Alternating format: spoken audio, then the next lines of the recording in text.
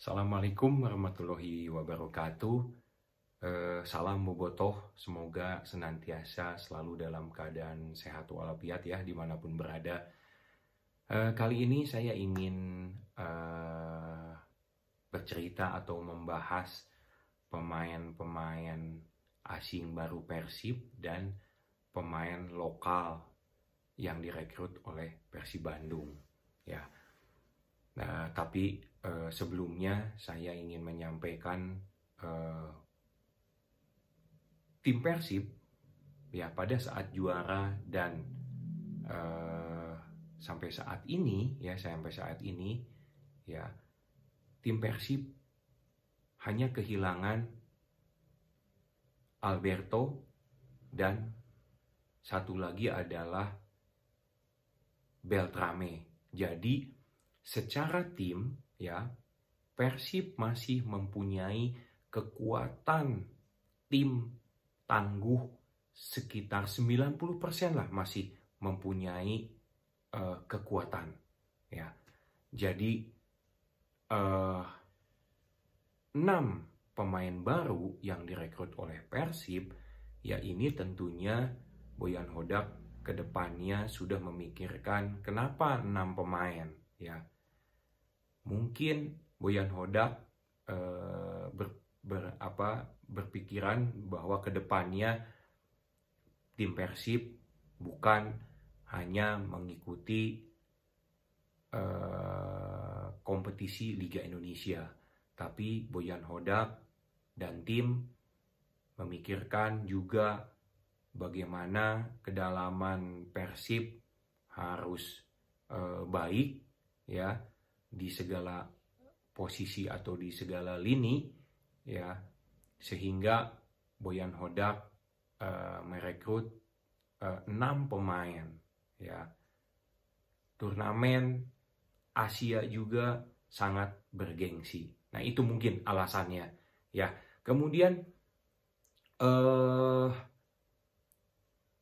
pemain asing yang pertama ya, yaitu di barisan belakang ya ada Gustavo Pranca yang kita tahu sendiri bahwa direkrut oleh tim Persib untuk menggantikan Alberto ya. Tapi sampai sejauh ini permainan Gustavo Pranca dari mulai diturunkan di turnamen Piala Presiden, kemudian di pertandingan perdana di kompetisi Liga Indonesia melawan PSBS Biak ya, itu sudah kelihatan bagaimana Gustavo Pranca bisa berkomunikasi atau bisa menjalin kerjasama tim ya, terutama di lapangan bek tengah dengan baik bersama Nick Kuipers.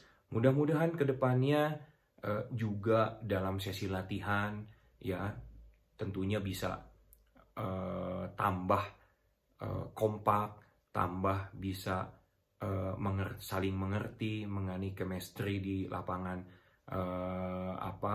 bek tengah ya Gustavo ini ya.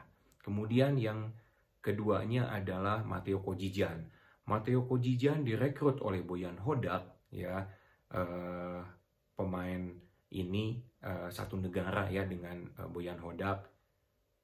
Tentunya juga Boyan Hodak tahu ya kemampuan seorang Matteo Kojijan, di mana Boyan Hodak menyampaikan bahwa pemain ini bisa di dua posisi ya, bisa bermain sebagai gelandang bertahan dan bisa bermain sebagai center back ya.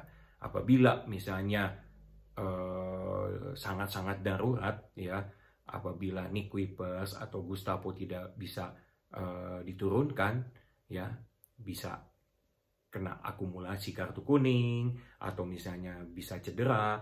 Tapi di belakang juga kan masih ada Amaju Prianto, kemudian juga ada Victor Ibuenevo dan ada Kakang Rudianto ya. Tapi sejauh ini Matteo Kojijan masih belum bermain di posisi sebagai center back di sini.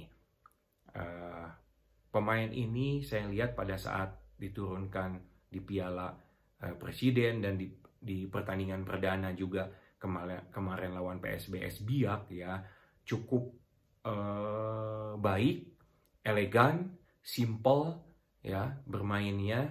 Nah, ya mudah-mudahan juga nanti di pertandingan kedua bisa menunjukkan dan bisa dipercaya ya tentunya oleh Boyan Hodak. Kemudian yang ketiganya adalah pemain asing Tyrone Del Pino. Tyrone Del Pino ini belum terlihat kemampuannya ya, belum teruji kemampuannya pasca pada saat direkrut pertama oleh Persib ya, mengalami cedera waktu itu, kemudian juga penyembuhannya jadi di Spanyol dan cepat adaptasinya juga penyembuhannya, dan waktu itu masih ada kontrak ya dengan Persib ya, kemudian juga dipinjamkan atau bisa bermain di mana Liga Thailand ya, dan menunjukkan performa yang baik juga ya, dari 15 pertandingan kalau nggak salah menyumbang berapa gol lah, 5 gol kalau nggak salah, di mana di Thailand ya, karena mungkin kontraknya masih ada dengan Persib ya, selesai di Thailand ya balik lagi ke mana, ke Persib. Tapi di Persib di pertandingan perdana juga tidak diturunkan karena kabarnya juga katanya waktu itu sakit ya. Nah, mudah-mudahan ini Tyrone Del Pino bisa juga menggantikan peran Beltrame ya, tapi sampai sejauh ini sekali lagi masih belum kelihatan kemampuannya.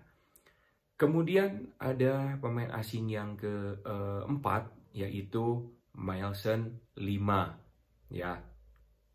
Pemain ini juga bisa di dua posisi ya, di dua posisi sebagai penyerang ya, sebagai penyerang.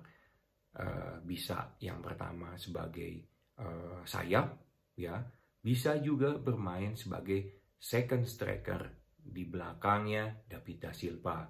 Dan Mylson Lima ini ya, kemarin pada saat pertandingan perdana lawan PSBS Biak ya, ini dipercaya oleh Boyan Hodak menjadi starter, dan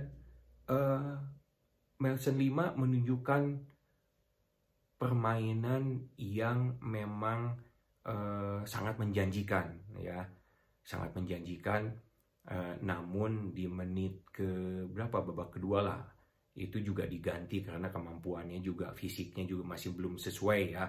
Tapi secara permainan sangat menjanjikan ya. Kemudian sekarang ke pemain lokal, yaitu Dimas Derajat. Nah, Dimas Derajat pada saat pertandingan perdana juga lawan Biak ya, ini juga dipercaya oleh Boyan Hodak juga menjadi starter, dan ini menunjukkan juga performa atau yang cukup baik ya, terbukti gol pertama yang diciptakan oleh David da Silva, assist juga dari Dimas Derajat. Posisinya waktu itu Dimas Derajat dipasang sebagai wing kanan ya. Nah, ini juga sebetulnya Dimas Derajat juga pada saat lawan PSBS Biak ya, itu ada momen 2 menit kedua yang sudah berhadapan dengan penjaga gawang, dan menit ke-27 juga headingnya juga tidak gol ya di situ ya. Kalau misalnya tenang dan bisa memanfaatkan peluang itu, Dimas Derajat bisa mencetak 2 gol. Tapi itulah sepak bola, mudah-mudahan juga kedepannya juga Dimas Derajat juga bisa adaptasi di posisi yang barunya, yaitu apa, sebagai wing ya, karena mungkin ya Febri Heriadi juga masih cedera, dan mungkin bisa memakan waktu yang cukup lama karena pasca operasinya ya. Kemudian ada pemain lokal Adam Alis ya, yang direkrut dari Borneo. Pemain ini juga dipercaya diturunkan oleh Boyan Hodak di babak kedua pada saat pertandingan perdana ya, lawan Biak. Dan ini juga Adam Ali sebagai pemain nasional menunjukkan juga permainan yang sangat baik, permainan yang simple, permainan yang elegan ya di lapangan tengah ya untuk bisa mengatur irama permainan ya. Nah, bobotoh dari 6 pemain baru ya, 4 pemain asing, kemudian 2 pemain lokal, menurut bobotoh ya, siapa pemain yang cepat adaptasi? Nah, boleh bobotoh tulis komentarnya ya, tulis komentarnya.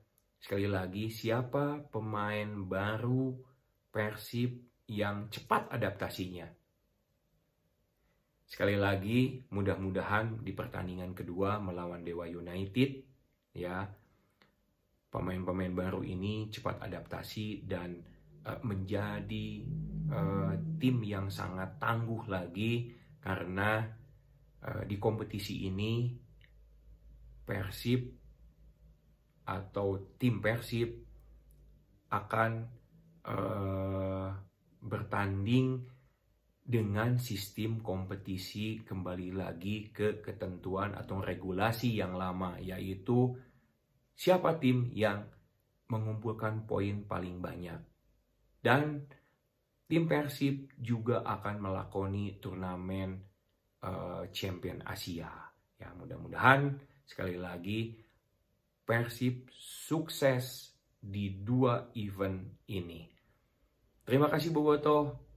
Assalamualaikum warahmatullahi wabarakatuh.